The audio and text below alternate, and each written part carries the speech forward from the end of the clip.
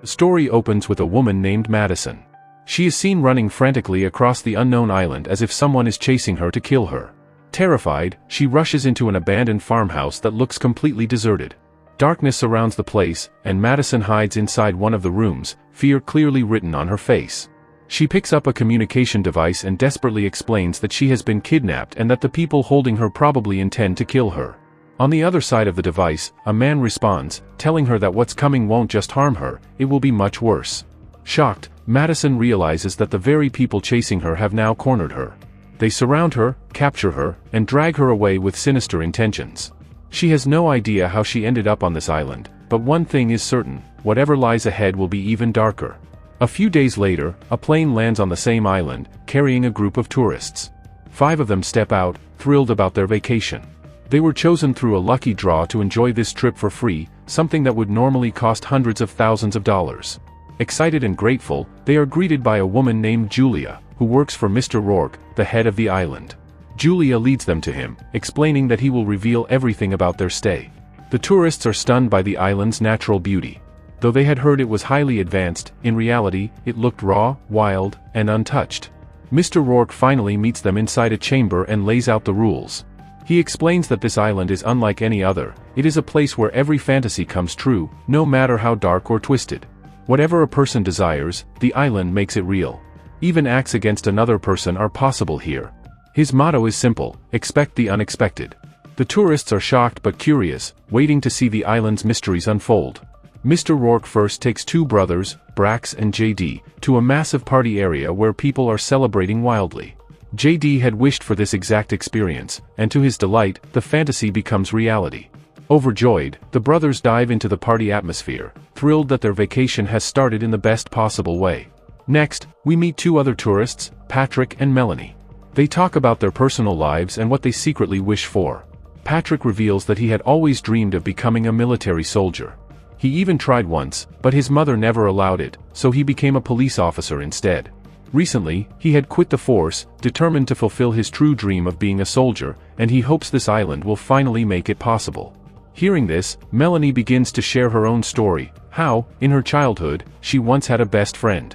The girl's name was Madison, and back in school, she used to bully Melanie mercilessly. Madison tortured her so much that Melanie's mental health began to break down, forcing her to see doctors. The abuse grew so severe that Melanie couldn't even bear to go to school anymore.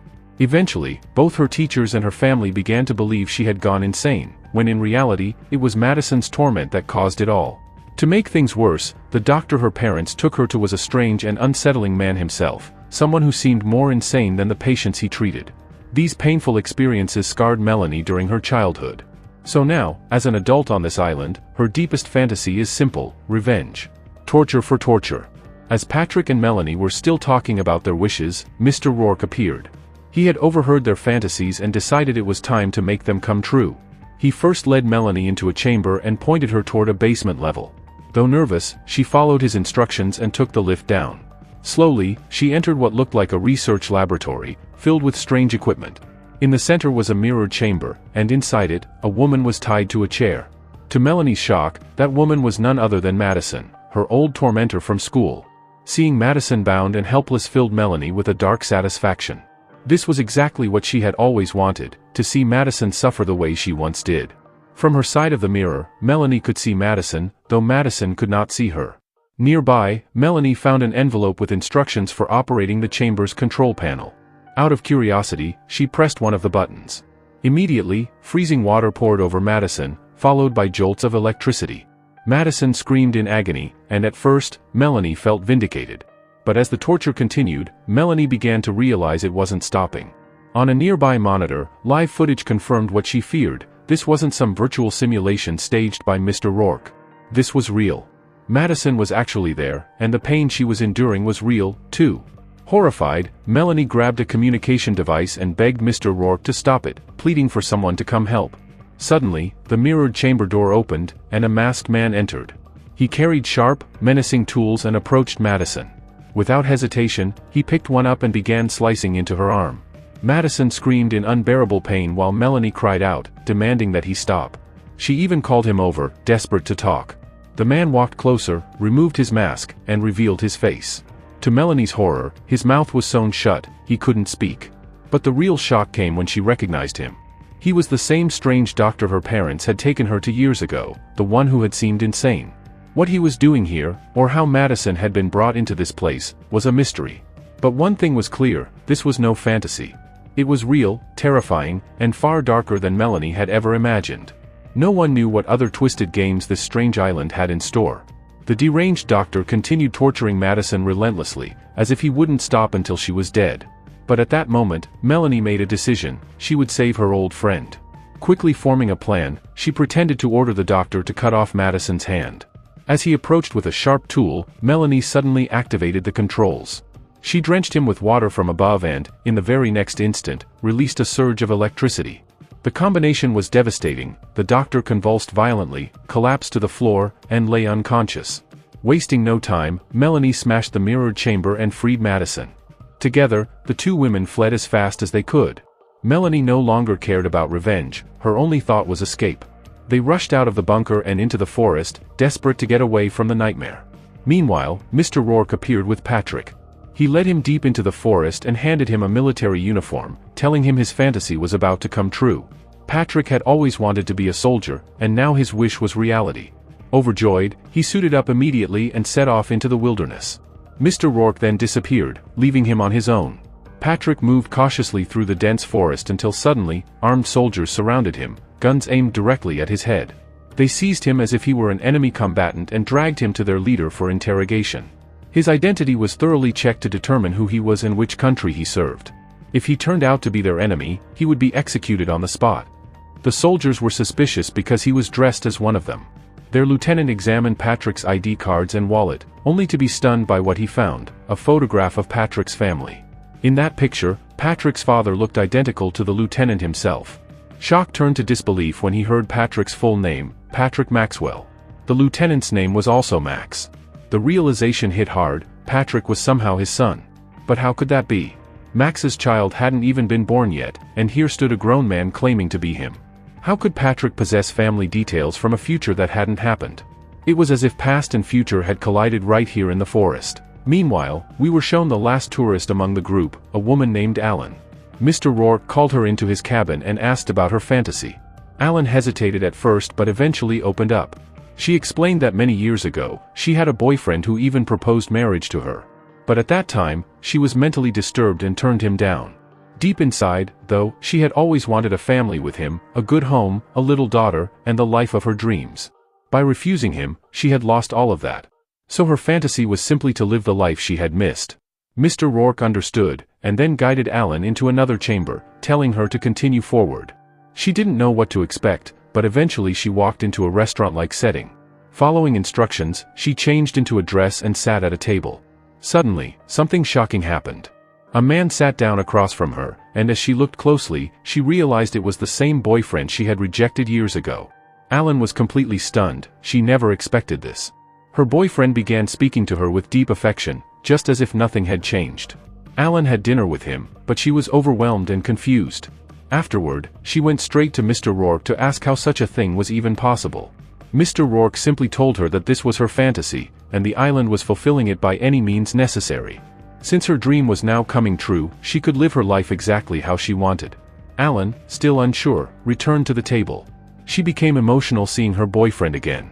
Then, right in that moment, he pulled out a ring and proposed to her once more. This time, Alan did not want to change her answer. She had always wished for her boyfriend to return, and now that wish was real. Overjoyed, she said yes. The two of them spent the entire night together, enjoying each other's company, and it seemed like every desire of Alan's heart was finally fulfilled. But she had no idea that the coming days would bring danger for everyone. The next morning, when she woke up, her boyfriend was nowhere to be found. Feeling fresh but puzzled, she stepped outside and met Mr. Rourke again. Alan began asking him more questions about this mysterious island. Since her boyfriend was nowhere in sight, she started to believe it must have been a dream, that last night, she had only imagined being with him, enjoying every moment in her sleep. But Mr. Rourke revealed the truth through some photographs, which clearly showed Alan with his daughter and her boyfriend. In other words, it was the very family Alan had imagined years ago.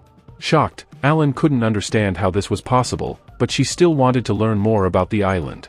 Mr. Rock explained that many years ago, he had only heard rumors about this island. That's why he spent all the money he had left trying to find it. After years of effort, he finally discovered it. When he first came here with his wife, they lived happily together, but unfortunately, she died from a dangerous illness. Rock was devastated, and his only wish was to have his wife back. Astonishingly, this mysterious island granted that wish. His wife was alive again, and since then, he had been living with her. As long as he remained on this island, his wishes would keep coming true. That was the reason the island was so hidden and so mysterious. Alan, however, was still in disbelief. How could someone who was dead come back to life? It all felt more like imagination than reality. Meanwhile, inside the farmhouse, we saw the two brothers, Brax and Jade, enjoying their fantasies, partying in a huge mansion, surrounded by beautiful women, living as if their dream life had finally come true. But suddenly, a man appeared, the true owner of the farmhouse. He entered with his men and became furious upon seeing so many strangers. The shocking part was, this man was also a drug dealer. He assumed the newcomers had come to steal his drugs and kill him. Furious, he ordered his men to grab their guns and start shooting. The gunfire sent Brax and Jade running for their lives while the women hid in other rooms. In a panic, Jade and Brax called Mr. Rock to explain the situation. But Rock, calm and unbothered, simply told them that the owner had returned to his house, and that since this was their fantasy, it was up to them to deal with it. They had to survive and keep their fantasy intact. The brothers were terrified. How could they possibly fight men with advanced weapons? Soon after, the drug dealer and his masked men captured both Brax and Jade at gunpoint. At first, the brothers thought it was just some elaborate prank meant to scare them, but then the owner demanded his money back. He accused them of stealing his drugs. Completely confused, Brax and Jade had no idea what he was talking about. When Jade asked, "What are you even doing in our fantasy?" the owner replied coldly, "Maybe this is my fantasy. And in it, I want to kill you." He raised a knife, ready to cut off Brax's hand, but Jade quickly tried to save them by claiming the dealer's money was in the basement. The soldiers followed Jade with their guns into the basement, but once there, Jade tricked them and hid inside a room. When he came out moments later, he was holding a grenade with the pin pulled, threatening to blow everyone up unless they let him and his brother go. Fearing for their lives, the men agreed and brought Jade back to Brax. Jade had even put on one of their masks, still clutching the grenade as he moved forward. At that exact moment, Max, his son Patrick, and a full team of soldiers stormed the farmhouse. They had received intel that gang-related activities and illegal drug operations were happening there. The soldiers moved in carefully, surrounding the place until they came face to face with Jade and the others. When Jade removed his mask, Patrick was stunned to see his friend standing there. None of them could make sense of how their fantasies were overlapping like this. It was getting stranger by the second. Soon after, chaos erupted. The drug lord ordered his men to kill every soldier in sight, and the battle turned into a brutal fight for survival.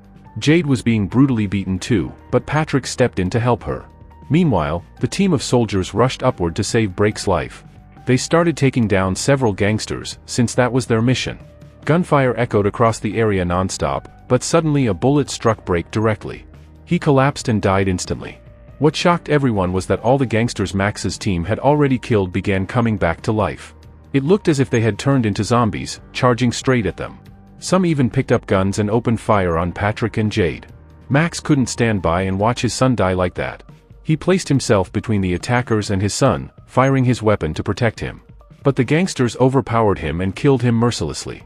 Patrick couldn't bear what had happened, so Jade pulled him away to safety. Max had sacrificed his life to protect everyone else. Meanwhile, in the forest, Madison and Melanie were shown still running, trying desperately to escape. But the same doctor who had been hunting them caught up and tried to kill them again. Neither Madison nor Melanie knew how they would get out of it alive. Just then, an old man appeared. He attacked the doctor fiercely, saving the two of them, and led them away to safety. He brought them to his hiding place inside a cave, where they could finally feel secure. When they asked who he was, the old man revealed that he was an explorer, sent here by a private company to investigate the island because of all the strange occurrences happening there. Inside the cave, Madison noticed a black stone. When she looked into it, she began to see her fantasies, imagining herself happily enjoying life with her husband. The old man explained that the mysteries of the island were all connected to this black stone. Whenever drops of water touched it, the water turned black, and anyone who drank it would become trapped inside their own fantasies. The old man confessed that he too had once been caught in this illusion, when he thought he had been reunited with his deceased daughter. But eventually, he learned the truth. He had wanted to warn the company about everything, but Mr. Rock had destroyed his communication device. The old man described Rock as a ruthless man who didn't care whether anyone lived or died. Still, the old man advised Madison and Melanie that they had to find a way out. He even gave them some of the black water so the outside world could learn the island's secret. Before parting, he gave Melanie a number to dial once they reached the control room. It belonged to a pilot who would come rescue them. The three set off together through the forest, but soon the doctor returned. He attacked Madison and Melanie viciously. In a final act of sacrifice, the old man leapt off a cliff with the doctor, killing them both. Madison and Melanie made their way back to the torture chamber where Madison had once been locked inside. Meanwhile, Alan was shown lost in her fantasy world, where life was perfect. She had her boyfriend beside her and they had a daughter together. For a while, Alan believed she truly had the perfect family. But then old memories began to surface, like a fire years ago at her neighbor's house, where a young boy had died. Alan desperately wanted to change that possibility and save the child's life. She went to Mr. Rock, begging him to alter her fantasy. At first, Rock refused, reminding her that everyone was only allowed one fantasy. But Alan insisted until he finally gave in. He opened a door, sending her back into that moment in time, to the night of the fire. Alan slowly found herself right there, in the house where the flames raged, and she ran upstairs as fast as she could. Suddenly, Alan spotted Brake and Jade at the top of the stairs. She rushed down to a police officer for help, but that officer turned out to be Patrick. He told her the fire was too strong and they would have to wait before going inside. Ignoring his warning, Alan ran straight in to rescue the man named Nick. But the flames grew so intense that she collapsed unconscious. Julia managed to drag Alan out, which caused the fantasy to shatter. In the end, Alan never succeeded in saving Nick. Meanwhile, the others who had been running from the gangsters managed to hide inside a room. Mr. Rock appeared and declared that none of them would ever leave. At that moment, Alan arrived and revealed the truth to everyone. None of these fantasies actually belonged to them. She explained how, while trying to save Nick, she had seen Brake and Jade there too. Brake and Jade admitted that Nick had been their friend. Patrick had also been present, patrolling the area. That's when Melanie finally confessed. Nick had been her boyfriend, and he had once invited her to his house. But at the time, she had refused. Then the shocking truth was revealed. Nick wasn't just anyone, he was actually the son of Mr. Rock and Julia. All the fantasies they had been witnessing weren't theirs at all, they belonged to Rock and his wife. Realizing his secret was exposed, Rock decided the only option was to kill them all. At the same time, a pilot arrived above with a plane. The group tried to escape, but on Rock's command, his men fired a missile and destroyed the aircraft, their only way out. With no choice, Madison, Melanie, and the rest fled into the forest and returned to the cave where the black crystal was kept. Inside, they could see all their fantasies reflected, showing how they were connected to one another. But Rock's men soon stormed the place, opening fire. In a shocking twist, Melanie stabbed Patrick with a knife. She then revealed the truth. She was the reason behind all of these fantasies. She had loved Nick deeply, and since his death, she wanted revenge on everyone she blamed. Even Rock himself had no control over it anymore. But Rock revealed one important fact: every person could only enter their fantasy world once. That's when Madison remembered she had only drunk the black water a single time. She quickly drank it again, changing her fantasy. Suddenly, Nick rose from the water, grabbed Melanie, and dragged her away. Everything she had imagined crumbled to nothing. Before being taken, Melanie hurled a grenade at the group. To save everyone, Patrick threw himself on top of it. The explosion killed him instantly, and everything went blank. The next day, Mr. Rock arranged for a plane to finally take everyone home. They were free to return to their lives, and none of them would likely ever set foot on that mysterious island again. And that's where our story ends.